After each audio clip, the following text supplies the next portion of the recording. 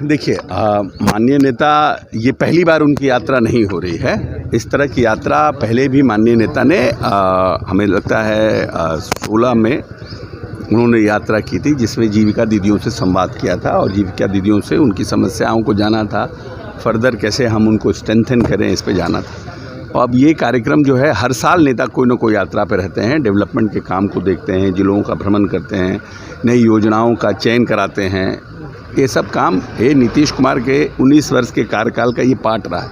न्याय यात्रा, विश्वास यात्रा, ये सब होता रहा है और इस बार भी वो यात्रा कर रहे हैं। और सबसे ख़ास बात है कि हमेशा दिसंबर में ही जनवरी में करते हैं, जब कड़ाके की ठंड रहती है, तभी ये उनका कार्यक्रम होता है। तो मैं समझता हूँ कि ये भी जो कार्यक्रम हो रहा है उसी पॉइंट ऑफ व्यू से हो रहा है। और क्योंकि अगले साल हम विधानसभा चुनाव में जाने वाले हैं, तो जिम्मेवारी भी हमारी ज़्यादा है। विपक्ष तो कह रहा है कि सरकारी खजाने का दुरुपयोग करके मुख्यमंत्री यात्रा पर निकल रहे, 225 करोड़ किसी और चीज़ में लगा देते तो लोगों को रोजगार। देखिए, ऐसा है ना कि विपक्ष का आरोप प्रत्यारोप और विपक्ष का प्रश्न ये उठाने का कोई अधिकार नहीं है।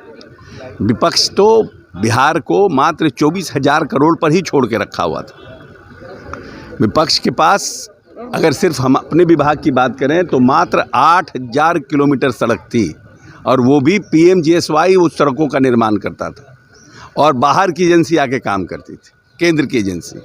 ये तो माननीय नेता जब आए तब इन्होंने MMGSY मुख्यमंत्री ग्राम सड़क योजना की शुरुआत की, और यहाँ से आज 1,18,000, कहाँ 8,000 और के 1,18,000, तो कहीं कोई कंपैरिजन नहीं है।